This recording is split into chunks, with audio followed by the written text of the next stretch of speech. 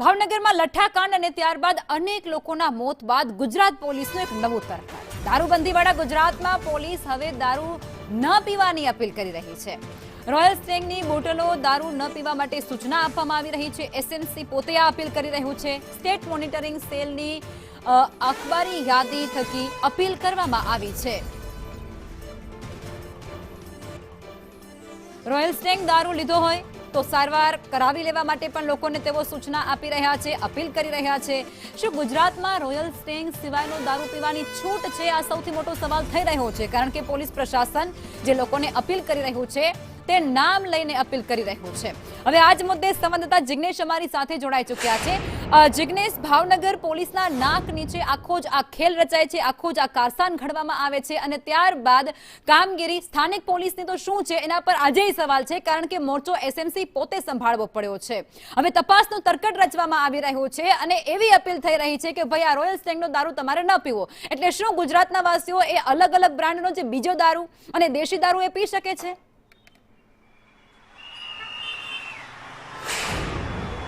લખમાં સૌથી ગંભીર વાત એ છે કે 3 વખત ભાવનગરની અંદર લઠ્ઠો બનાવવામાં આવ્યો। પહેલી વખત રહીશે 51 બોટલો જેટલો દારૂ બનાવ્યો, જેમાં તેને સફળતા ન મળતા ફરી વખત તેને બીજી વખત 51 બોટલો જેટલો જે લઠ્ઠો છે તે બનાવ્યો છે। બીજી તરફ ભાવનગરની અંદર આ પહેલા પણ જે દારૂ બનાવવામાં આવ્યો હતો, 3 વખત દારૂ બનાવવામાં રહીશ જ્યારે સફળ ન થયો ત્યારબાદ તેને અન્ય એટલે કે જે ડોક્ટર નામનો જે તેનો સહ આરોપી છે તેની મદદ લીધી અને ત્યારબાદ આ લઠ્ઠો બનાવવામાં આવ્યો।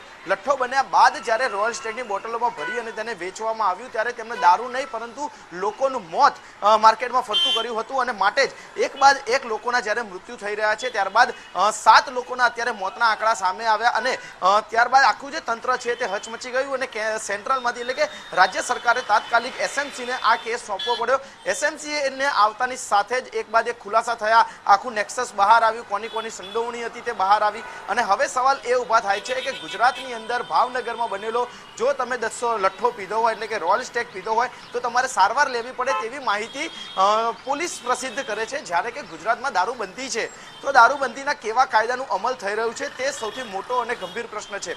બીજી તરફ ભાવનગર પોલીસની બેદરકારી પહેલા જ દિવસથી એ રહી છે કે જો ભાવનગરમાં 3 વખત લઠ્ઠો બનાવવાનું મટીરિયલ આવ્યું, લઠ્ઠો બનાવવામાં આવ્યો, લઠ્ઠો બન્યા બાદ તે યોગ્ય ન બનતા ઉજ્જૈનથી નવો માલ લાવવામાં આવ્યો અને ફરી વખત આખી પ્રોસેસ કરી તેને પેક કરી અને તમામ લોકોને મોતના નામે દારૂ પીરસવામાં આવ્યો।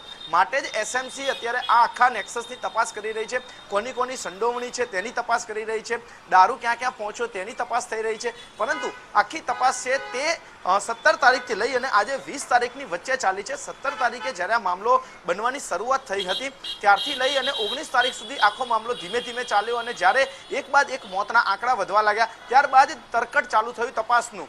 સ્થાનિક પોલીસ પાસેથી તપાસની જે હતી તે આંચકી લેવામાં આવી, એસએમસીને તપાસ સોંપાઈ ગઈ। એસએમસીને તપાસ સોંપનાર સાથે જ 13 આરોપીઓને 24 જ કલાકની અંદર અલગ અલગ જિલ્લાઓમાંથી અલગ અલગ શહેરોમાંથી ઝડપી લેવામાં આવ્યા। પરંતુ હજી સુધી આ આખા કેસનો માસ્ટરમાઇન્ડ અને અન્ય કોની કોની સંડોવણી છે તે અંગે હજી એસએમસી ખુલાસો નથી કરી રહી। પરંતુ એસએમસી એક વાત કહે છે કે કોઈને છોડવામાં નહીં આવે, કડક કાર્યવાહી કરવામાં આવશે। ત્યારે હજી પણ સવાલ એવા ઊભી થઈ રહ્યા છે કે આખરે આ નાટક ક્યાં સુધી ચાલશે? હજી કોઈના ભોગ લેવાની રાહ જોવાઈ રહી છે કે કેમ અને શા માટે માત્ર રોયલ સ્ટેગ જ પીનારને સારવાર લેવાની સલાહ આપવામાં આવે છે?